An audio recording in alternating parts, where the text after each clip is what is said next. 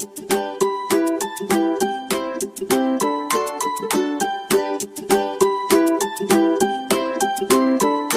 Evening friends, आप सभी का आपके अपने यूट्यूब चैनल लास्ट स्टेप पर स्वागत है। तो आज हम लोग बिहार द्वारा प्रैक्टिस सेट नंबर 35 यानी कि 35 देखेंगे। आप लोग इन प्रश्नों को अच्छे से देखें और इसका जवाब कमेंट बॉक्स में ज़रूर लिखें। चलिए शुरू करते हैं। तो आज का हमारा पहला सवाल है, सक्षम अभियान की शुरुआत निम्न में से किस मंत्रालय के द्वारा की गई है। आज का पहला सवाल है हमारा, सक्षम अभियान की शुरुआत निम्न में से किस मंत्रालय के द्वारा की गई है। तो यह की गई है पेट्रोलियम एवं प्राकृतिक गैस मंत्रालय के द्वारा। पेट्रोलियम और प्राकृतिक गैस मंत्रालय द्वारा हरित और स्वच्छ ऊर्जा के बारे में जागरूकता फैलाने के लिए सक्षम नामक जन जागरूकता अभियान की शुरुआत की गई है। आज का दूसरा सवाल है हमारा, वर्ष 2020 के लिए WTA player of the year award से किस टेनिस खिलाड़ी को सम्मानित किया गया है। तो यह किया गया है सोफिया केनिन को, यानी कि आंसर सी हो जाएगा, सोफिया केनिन। वर्ष 2020 के लिए WTA player of the year award से सोफिया केनिन को सम्मानित किया गया है। अगला सवाल है हमारा, सितंबर 2020 में भारत और किस देश ने पर्यावरण और जैव विविधता संरक्षण के क्षेत्र में समझौता ज्ञापन पर हस्ताक्षर किया है। दिसंबर 2020 में भारत और किस देश ने पर्यावरण और जैव विविधता संरक्षण के क्षेत्र में समझौता ज्ञापन पर हस्ताक्षर किया है। तो यह किया है भारत और फिनलैंड ने। भारत और फिनलैंड ने पर्यावरण और जैव विविधता संरक्षण के क्षेत्र में सहयोग के लिए दिसंबर 2020 में समझौता ज्ञापन पर हस्ताक्षर किया। नेक्स्ट क्वेश्चन है, किस राज्य की नोंगपोक सिकमाई पुलिस स्टेशन को केंद्रीय गृह मंत्रालय के द्वारा भारत का सर्वश्रेष्ठ पुलिस स्टेशन चुना गया है। किस राज्य के नोंगपोक सिकमाई पुलिस स्टेशन को केंद्रीय गृह मंत्रालय के द्वारा भारत का सर्वश्रेष्ठ पुलिस स्टेशन चुना गया है। तो यह चुना गया है मणिपुर का पुलिस स्टेशन। मणिपुर के थौबल जिले में स्थित नोंगपोक सिकमाई पुलिस स्टेशन को केंद्रीय गृह मंत्रालय के द्वारा भारत का सर्वश्रेष्ठ पुलिस स्टेशन चुना गया है। नेक्स्ट क्वेश्चन है, पूर्ण रूप से जैविक प्रदेश बनने वाला देश का पहला केंद्र शासित प्रदेश कौन है। पूर्ण रूप से जैविक प्रदेश बनने वाला देश का पहला केंद्र शासित प्रदेश कौन है। तो इसका आंसर हो जाएगा ए, यानी कि लक्षद्वीप। दिसंबर 2020 में लक्षद्वीप पूर्ण रूप से जैविक प्रदेश बनने वाला देश का पहला केंद्र शासित प्रदेश बन गया है। 2016 में सिक्किम पूर्ण रूप से जैविक प्रदेश बनने वाला देश का पहला राज्य था। आज का छठा सवाल है हमारा, द बैटल ऑफ बिलोंगिंग के लेखक कौन हैं। द बैटल ऑफ बिलोंगिंग के लेखक कौन हैं। तो इसका आंसर हो जाएगा डी, यानी कि शशि थरूर हैं। इस पुस्तक के अलावा an era of darkness, why I am a Hindu, the paradoxical prime minister, इन सारे पुस्तकों के लेखक भी शशि थरूर ही हैं। आज का सातवां क्वेश्चन है हमारा, all England open badminton championship 2020 की महिला एकल खिताब की विजेता निम्न में से कौन है।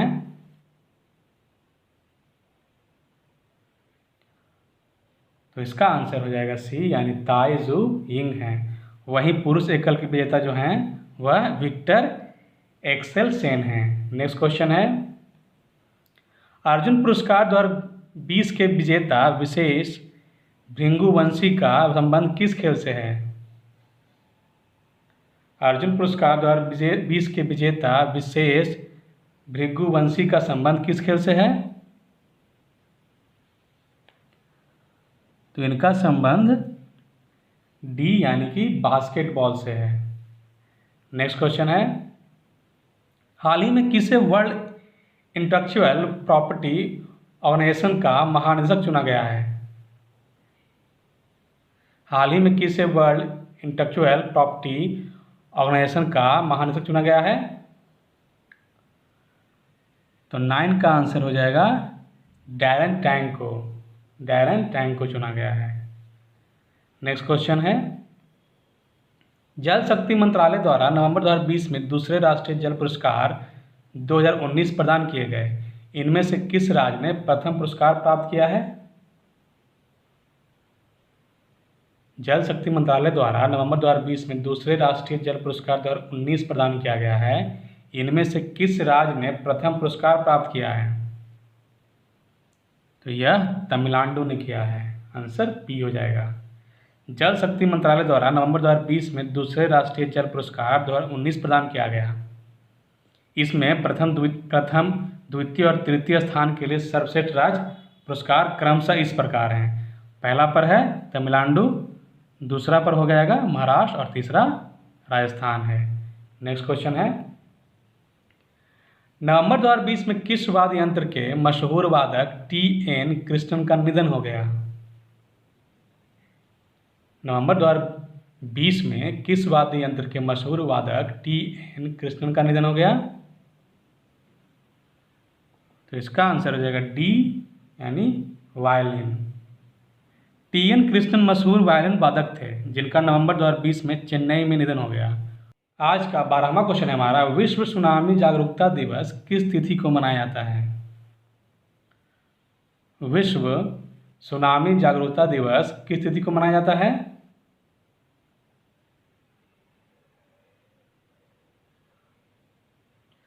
तो इसका आंसर हो जाएगा ये, यानी कि 5 नवंबर को मनाया जाता है। विश्व सुनामी जागरूकता दिवस प्रति वर्ष 5 नवंबर को मनाया जाता है। वर्ष 2020 के लिए इसका जो थीम था वह सेंदाई 7 अभियान लक्ष्य को बढ़ावा था। आज का 13वां क्वेश्चन है हमारा, 27वें भारत सिंगापुर द्विपक्षीय समुद्री अभ्यास सिम्बेक्स 2020 का आयोजन कहाँ किया गया था? 27वें भारत सिंगापुर द्विपक्षीय समुद्री अभ्यास सिम्बेक्स 2020 का आयोजन कहाँ किया गया था? तो यह किया गया था अंडमान सागर में। भारतीय नौसेना ने अंडमान सागर में 23 से 25 नवंबर 2020 के बीच 27वें भारत सिंगापुर द्विपक्षीय समुद्री अभ्यास सिम्बेक्स 2020 की मेजबानी की। यह अभ्यास भारतीय नौसेना और रिपब्लिक ऑफ सिंगापुर के बीच 1994 में प्रति वर्ष आयोजित किया जाता है। 1994 से प्रति वर्ष आयोजित किया जाता है। नेक्स्ट क्वेश्चन है, हाल ही में कहाँ भारत डच संयुक्त कृषि कार्य योजना के तहत सब्जियों एवं फलों के उत्कृष्टता केंद्र का शुभारंभ किया गया है? हाल ही में कहाँ भारत डच संयुक्त कृषि कार्य योजना के तहत सब्जियों एवं फलों के उत्कृष्टता केंद्र का शुभारंभ किया गया? तो यह किया गया केरल में। इसका आंसर ए हो जाएगा केरल। 5 नवंबर 2020 को केरल के मुख्यमंत्री पिनराई विजयन तथा केंद्रीय कृषि एवं किसान कल्याण मंत्री नरेंद्र सिंह तोमर द्वारा केरल के वायनाड जिला में भारत डच संयुक्त कृषि कार्य योजना के तहत सब्जियों एवं फलों की उत्कृष्टता केंद्र का शुभारंभ किया गया था। आज का 15 नंबर क्वेश्चन है हमारा, वैश्विक भूख सूचकांक 2020 में भारत का कौन सा स्थान है? वैश्विक भूख सूचकांक 2020 में भारत का कौन सा स्थान है?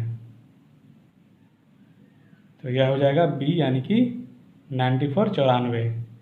नेक्स्ट क्वेश्चन है, एशियन पैरा खेल 2020 का शुभंकर होगा। इनमें से कौन एशियन पैरा खेल 2020 का शुभंकर होगा?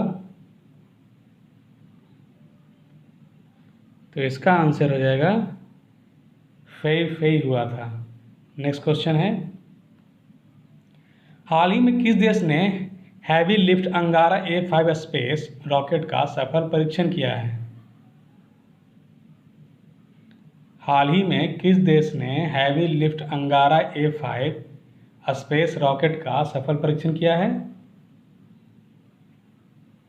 तो इसे रूस ने किया है। नेक्स्ट क्वेश्चन है, दिसंबर 2020 में किस देश के द्वारा जलवायु आपातकाल की घोषणा की गई? दिसंबर 2020 में किस देश के द्वारा जलवायु आपातकाल की घोषणा की गई? तो इसका आंसर हो जाएगा डी, यानी कि न्यूजीलैंड के द्वारा। न्यूजीलैंड की संसद ने दिसंबर 2020 में प्रतीकात्मक जलवायु आपातकाल लगाने का प्रस्ताव पारित किया है। इसके अनुसार देश के सभी सरकारी विभागों और संस्थाओं को साल 2025 तक कार्बन न्यूट्रल किया जाएगा। अब तक ब्रिटेन, कनाडा और फ्रांस सहित दुनिया के करीब 30 देशों ने जलवायु आपातकाल की घोषणा की है। नेक्स्ट क्वेश्चन है, यूएस एयर क्वालिटी इंडेक्स के अनुसार दुनिया का सबसे प्रदूषित शहर कौन है?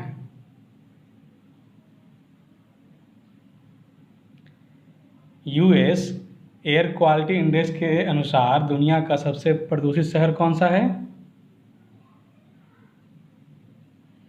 तो इसका आंसर हो जाएगा बी, यानी कि लाहौर। नवंबर 2020 में जारी यूएस एयर क्वालिटी इंडेक्स के अनुसार लाहौर दुनिया का सबसे प्रदूषित शहर।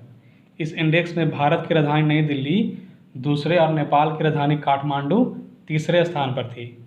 नेक्स्ट क्वेश्चन है, किस राज्य में एशिया की पहली सौर ऊर्जा सक्षम टेक्सटाइल की मिल की शुरुआत की जाएगी? किस राज्य में एशिया की पहली सौर ऊर्जा सक्षम टेक्सटाइल मिल की शुरुआत की जाएगी? तो यह की जाएगी महाराष्ट्र में। आंसर सी, यानी महाराष्ट्र हो जाएगा। महाराष्ट्र के प्रमुख कपास उत्पादक जिले परभनी में स्थित जय भवानी महिला सहकारी कपड़ा मिल एशिया की पहली सौर ऊर्जा संचालित कपड़ा मिल होगी। नेक्स्ट क्वेश्चन है, हाल ही में कस्तूरी नामक से भारत के किस फसल के लिए ब्रांड और लोगो का लोकार्पण किया गया है? हाल ही में कस्तूरी नामक से भारत के किस फसल के लिए ब्रांड और लोगो का लोकार्पण किया गया? तो यह किया गया है कपास, बी हो जाएगा इसका आंसर। 7 अक्टूबर 2020 को विश्व कपास दिवस के अवसर पर वस्त्र मंत्रालय भारत सरकार द्वारा भारतीय प्रीमियम कपास को कस्तूरी कॉटन के नाम से ब्रांड और लोगो जारी किया गया है। विश्व व्यापार में भारतीय प्रीमियम कपास अब कस्तूरी कॉटन के नाम से जाना जाएगा। अगला सवाल हमारा, सितंबर 2020 में भारत और किस देश के बीच पहले कार्गो फेरी सेवा की संयुक्त रूप से शुरुआत की गई है? सितंबर 2020 में भारत और किस देश के बीच पहले कार्गो फेरी सेवा की संयुक्त रूप से शुरुआत की गई? तो यह हो जाएगा भारत एवं मालदीव। आंसर बी हो जाएगा मालदीव। नेक्स्ट क्वेश्चन है, किसने वर्ष 2020 में Dayton literary peace prize life time achievement award जीता है? किसने वर्ष 2020 में Dayton literary peace prize life time achievement award जीता है? तो इसका आंसर हो जाएगा ए, यानी मार्गरेट एटवुड ने। मार्गरेट एटवुड ने जीता है। नेक्स्ट क्वेश्चन है, नीति आयोग द्वारा दिसंबर 2020 के लिए फरवरी 2021 में जारी महत्वाकांक्षी जिलों की सूची में शीर्ष स्थान पर निम्न में से किस जिले को प्राप्त हुआ है? शीर्ष स्थान किसे प्राप्त हुआ है? तो यह हो जाएगा डी, यानी श्रावस्ती को। नीति आयोग द्वारा फरवरी 2021 में दिसंबर 2020 की स्थिति के आधार पर जारी आकांक्षी जिलों की डेल्टा रैंकिंग में प्रथम एवं द्वितीय स्थान क्रमशः इस प्रकार है। जैसे पहला पर हो जाएगा श्रावस्ती और दूसरा पर उत्तर प्रदेश एवं धलाई एवं त्रिपुरा। आकांक्षी जिलों की रैंकिंग हर महीने जारी की जाती है। अगला क्वेश्चन है, किस मंत्रालय के द्वारा एक टोल फ्री मानसिक स्वास्थ्य पुनर्वास हेल्पलाइन सेवा किरण का शुभारंभ किया गया है? किस मंत्रालय के द्वारा एक टोल फ्री मानसिक स्वास्थ्य पुनर्वास हेल्पलाइन सेवा किरण का शुभारंभ किया गया है? तो यह किया गया है बी, यानी कि सामाजिक न्याय और अधिकारिता मंत्रालय के द्वारा। टोल फ्री मानसिक स्वास्थ्य पुनर्वास हेल्पलाइन सेवा किरण का शुभारंभ सामाजिक न्याय और अधिकारिता मंत्रालय के द्वारा किया गया है। नेक्स्ट क्वेश्चन है, यदि कोई व्यक्ति सीढ़ी पर चढ़ता है और चढ़कर उतर जाता है तो किए गए कार्य क्या होगा? यदि कोई व्यक्ति सीढ़ी पर चढ़ता है और चढ़कर उतर जाता है तो किए गए कार्य क्या होगा? तो इसका आंसर हो जाएगा शून्य। इसका आंसर शून्य हो जाएगा। शून्य। बल लगाकर किसी वस्तु को बल की दिशा में विस्थापित करने की क्रिया को ही कार्य कहते हैं। अगर कोई व्यक्ति सीढ़ी पर चढ़ता है और चढ़कर उतर जाता है तो किए गए कार्य का मान शून्य होगा, क्योंकि विस्थापन शून्य होगा।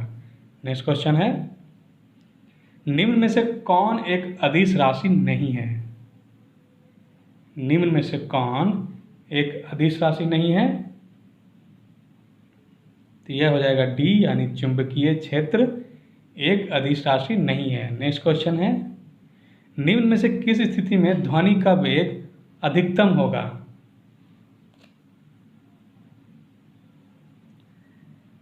निम्न में से किस स्थिति में ध्वनि का वेग अधिकतम होगा? तो इसका आंसर हो जाएगा डी। नेक्स्ट क्वेश्चन है, चुंबकीय क्षेत्र का SI मात्रक होता है। चुंबकीय क्षेत्र का SI मात्रक क्या होता है?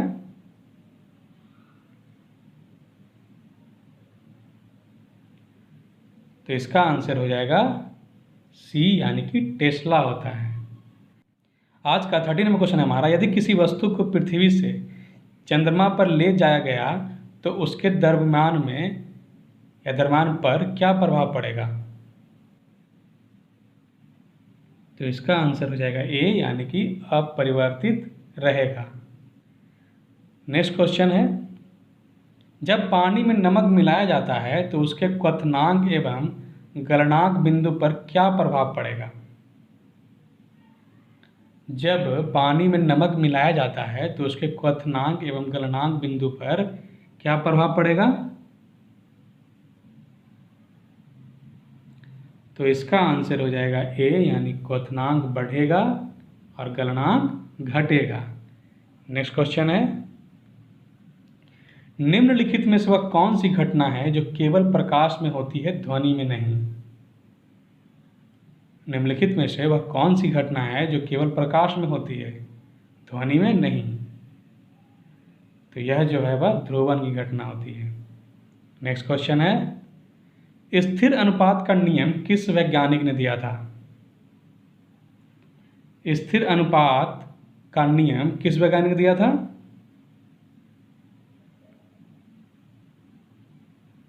तो इसका आंसर हो जाएगा सी, यानी जोसेफ प्राउड्स ने दिया था।